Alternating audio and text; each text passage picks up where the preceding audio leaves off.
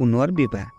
Divorce হোৱা 5 বছৰ পিছতো কৈলাশে এতিয়াও দ্বিতীয় বিবাহৰ কথা ভবা নাই। মাথো প্ৰতি মুহূৰ্ততে নিজৰ 4 বছৰীয়া কন্যা চেলিৰ কথা ভাবি থাকে। অৱশ্য দুয়ো বিচ্ছেদ হোৱাৰ পিছৰে পৰা বেচেৰা কৈলাশে নিজৰ ছোৱালীজনীক এবাৰেই লগ কৰিবলৈ সক্ষম হৈছে। কৈলাশৰ পেহীয়েক ৰাণীয়ে বন্ধু শিলাৰ সৈতে কথাবোৰ শ্বেয়াৰ কৰিলে। বন্ধু, আজিৰ এই ল'ৰা ছোৱালীবোৰৰ বিষয়ে কি ক'ম? বয়স পাৰ হৈ গৈছে, কিন্তু তথাপিও সিহঁতে নিজৰ সংগী বাছি ল'ব পৰা নাই। এতিয়া মোৰ ভতিজীলৈ চোৱা, তাইৰ বয়স 31 বছৰ। তাই আইনৰ পঢ়া শুনা সম্পূৰ্ণ হৈছে, তথাপিও তাই নিজৰ পচন্দৰ ল'ৰা এতিয়াও বিচাৰি পোৱা নাই। তাই কয়, যেতিয়া পাম তেতিয়া বিয়া হ'ম। শুনাছিলা, এটা কাম কৰা, অন্তত তোমাৰ ভতিজী শ্ৰদ্ধাক মোৰ কৈলাশৰ লগত চিনাকি কৰাই দিয়াৰ এটা প্লেন বনোৱা। হ'ব পাৰে ভগৱানে সিহঁতৰ যোৰা ঠিক কৰাৰ সিদ্ধান্ত লৈছে। শিলাৰ হাতত ধৰি ৰাণীয়ে অনুৰোধ কৰিলে, যদি এনেকুৱা হয় তেন্তে মোৰ দাদাৰ ডাঙৰ দায়িত্ব আৰু টেনশ্যন কমি যাব। বেচেৰাটোৱে গোটেই জীৱন কাম কৰি আহিছে আৰু তেওঁ এতিয়াও জীয়েকক বিয়া কৰাই দিয়াৰ ইচ্ছাৰে জীয়াই আছে। শিলাই দুখ মনেৰে ক'লে। আচলতে এই মহিলাসকল শৈশৱৰ পৰাই কলেজলৈকে প্ৰায় 65 বছৰ বন্ধু আছিল। মাজে মাজে ইজনে সিজনক লগ কৰিবলৈ গৈছিল। আজি বহুদিনৰ মূৰত শিলা আহিছিল তাইৰ বিশেষ বন্ধু ৰাণীৰ ঘৰলৈ আহি তাইক লগ কৰিবলৈ আৰু তাইৰ অৱস্থাৰ বিষয়ে সোধা পোছা কৰিবলৈ আহিছিল। কৈলাশ এজন অতি ডাঙৰ শিল্পী আছিল। আগতে তেওঁ নিজাকৈ ফাৰ্ম চলাইছিল, কিন্তু বিবাহ বিচ্ছেদ হোৱাৰ পিছৰে পৰা তেওঁৰ কামৰ পৰা মনোযোগ আঁতৰাই বাৰত অধিক মনোনিৱেশ কৰিছিল। চহৰত তেওঁৰ নাম যিমানে তেওঁৰ গুণগত মানৰ বাবে আছিল, এতিয়া মদ খোৱাৰ বাবে তেওঁৰ নামটো ডাঙৰ হৈ আহিছিল।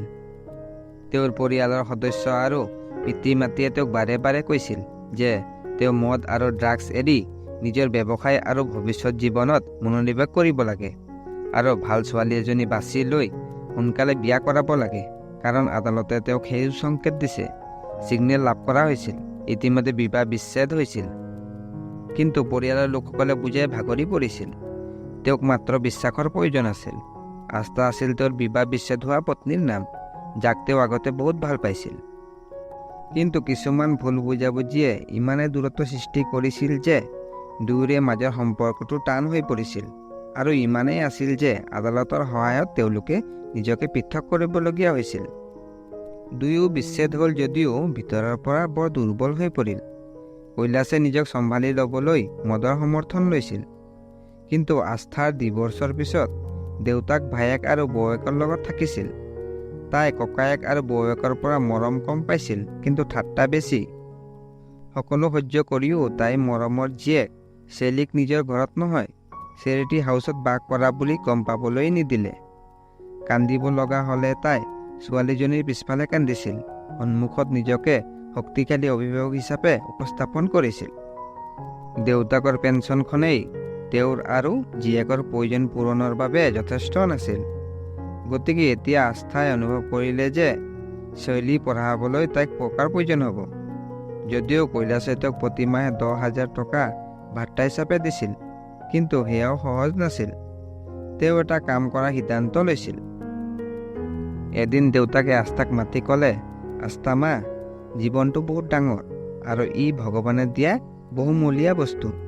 ইয়াক এনে কটাতকৈ সুন্দৰভাৱে কটাব লাগে। যদি তুমি মোৰ কথা মানা, তেন্তে তুমি আকৌ তাৰ লগত থকাৰ কথা ভাবা, যাতে তোমাৰ জীৱন সুন্দৰ হৈ পৰে। চকু পানী মুচি আস্থাই ক'লে, পাপা, আমি মাত্ৰ এবাৰহে জীয়াই আছোঁ, আমি মাত্ৰ এবাৰহে মৰোঁ, আৰু আমি মাত্ৰ এবাৰহে ভাল পাওঁ। এই সকলোবোৰ মই মোৰ ফালৰ পৰা কৰিছোঁ। এতিয়া মোৰ কোনো ইচ্ছা নাই। মই মাত্ৰ বিচাৰোঁ মোৰ ছোৱালী চেলিৰ জীৱনটোৱে সুন্দৰ হৈ উঠক, আন একোৱে নহয়। আস্থাৰ দেউতাকে চকু পানী মুচি চকু দুটা ঘঁহি ঘঁহি গুচি আহিলে। তেওঁক শেষ প্ৰচেষ্টা এটা কৰি ক'লে, আমাৰ বাবে নহয়, নিজৰ স্বৰ্গীয় মাতৃৰ স্বাৰ্থত, কাৰণ মই তেওঁক প্ৰতিশ্ৰুতি দিছিলোঁ যে তোমাৰ পিছত মই মোৰ ছোৱালীজনীক কেতিয়াও কোনো সমস্যাৰ সন্মুখীন হ'বলৈ নিদিওঁ। আৰু কোৱাৰ লগে লগে আস্থাই মান্তি হ'ল, কিন্তু তাইৰ চৰ্ত আছিল যে তাইক জোৰ কৰা নহ'ব, তাই নিজৰ ইচ্ছামতে কৰিব। আস্থাৰ দেউতাকে বন্ধু বান্ধৱীৰ সহায়ত আৰু কিছুমান মিটিং ছাইটৰ সহায়ত কিছু সম্পৰ্ক যুগুত কৰি তেওঁলোকৰ লগত আস্থাৰ মিটিং ঠিক কৰি দিলে। কিন্তু আস্থাই কাকো ভাল পোৱা নাছিল। তাৰ বেলেগ কাৰণ আছিল। এদিন আস্থাৰ দেউতাকে আস্থাক আন এখন মিটিঙৰ কথা ক'লে আৰু আস্থাক লগ কৰিবলৈ মান্তি কৰে। এইখন আছিল আস্থাৰ অন্যতম প্ৰিয় ঠাই, য'ত আস্থাই প্ৰায় এই ঠাইলৈ আহিছিল। তাই বেছিভাগেই বন্ধু বান্ধৱীৰ সৈতে বা অকলে সময় কটাবৰ বাবে মুকলি ঠাইলৈ ওলাই যাবলৈ ভাল পাইছিল। উল্লেখিত ঠাই অৰ্থাৎ মেৰিন ড্ৰাইভ পোৱাৰ পিছত আস্থাই চিনাকি ধৰণেৰে মানুহজন অহালৈ অপেক্ষা কৰি আছিল। তাই বাৰে বাৰে ঘড়ীটোলৈ চাই আছিল। তাৰ পিছত তাই পিছলৈ ঘূৰি চাই দেখিলে যে তাই থিয় হৈ থকা শিলটোৰ ঠিক পিছফালে বহি থকা মানুহজনে তাইৰ বাবে অপেক্ষা কৰি আছে।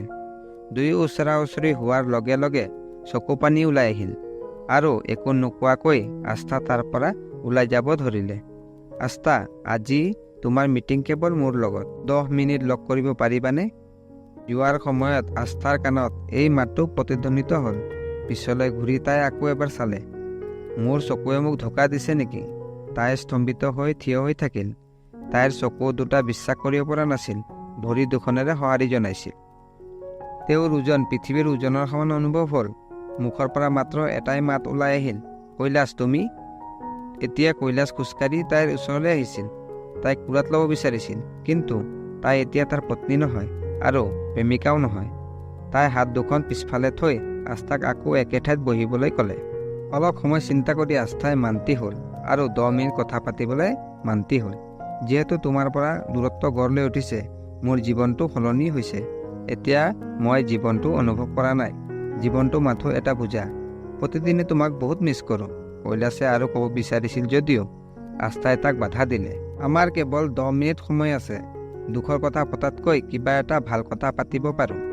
কৈলাশ নিমাত হৈ পৰিল। আস্থাই ঘৰৰ বাকী সদস্যসকলৰ কথা সুধিলে। কৈলাশে ছোৱালীক লগ পোৱাৰ ইচ্ছা প্ৰকাশ কৰিলে। তাৰপিছত আস্থাই কোমল সুৰত ক'লে, কেতিয়াবা তাই তাক লগ কৰিবলৈ লৈ আহিব। আস্থাৰ কথা শুনি কৈলাশ বৰ সুখী। অন্ততঃ এই অজুহাতত আস্থা আকৌ লগ কৰিবলৈ আহিব। যাওঁতে আস্থাই কৈলাশক সুধিলে, তুমি এতিয়াও বিয়া পতা নাই কিয়? কৈলাশ মনে মনে থিয় হৈ থাকিল। তাৰপিছত কিবা এটা চিন্তা কৰি ক'লে, তোমাক আকৌ বিয়া পাতিব পাৰিমনে? আস্থাই তাৰ পৰা যাবলৈ ধৰিলে আৰু যাওঁতে ক'লে, মই এতিয়াও ভবা নাই। এবাৰ ভাবি চাবাচোন, হয়তো সিদ্ধান্ত সলনি হ'ব পাৰে। কৈলাশে ক'লে। ঘৰ পোৱাৰ লগে লগে আস্থাই দেউতাকক সুধিলে, দেউতা, মোক লগ কৰিবলৈ অহা ল'ৰাটো কোন আছিল জানানে? চশমা খুলি দেউতাই উত্তৰ দিলে, হয়, মই জানিছিলোঁ, কৈলাশ আছিল। দেউতা, যেতিয়া তুমি সকলো জানিছিলা, তেতিয়া মোক নোকোৱাকৈ মোক তেওঁক লগ কৰিবলৈ কিয় পঠাইছিলা? দেউতাকৰ চকু পানী ওলাই আহিছিল। তেওঁ ক'লে, মা, এই বয়সত মই নিবিচাৰোঁনে যে মোৰ ছোৱালীজনীয়ে নতুনকৈ জীৱন আৰম্ভ কৰক? তুমি কৰা ভুলবোৰ পুনৰ নকৰিবা। মা, আমাৰ সময়ত বিবাহ বিচ্ছেদৰ দৰে শব্দ নাছিল। ভুলবোৰ আগতে হৈছিল যদিও কাজিয়া কৰাৰ পিছত সন্ধিয়া মই মোৰ সংগীৰ ওচৰলৈ উভতি আহিব লগা হৈছিল। সেইবাবে মই আকৌ চেষ্টা কৰিলোঁ। ওচৰলৈ এবাৰ গৈ চোৱা, হয়তো বছৰ বছৰ পুৰণি ক্ষোভে আকৌ নতুন সম্পৰ্ক ৰূপ ল'ব। আস্থাই আনন্দত আত্মহাৰা হৈ দেউতাকক সাৱটি ধৰি ধন্যবাদ জনালে। দেউতা, আজি কৈলাশৰ লগত 10 মিনিট কথা পাতিছোঁ। আজি তাত সেই পুৰণি কৈলাশটো দেখা নাপালোঁ। তেন্তে আকৌ এবাৰ লগ ধৰাৰ ব্যৱস্থা কৰি দিওঁ নেকি? নাই দেউতা, এতিয়া মই নিজেই ব্যৱস্থা কৰি ল'ম।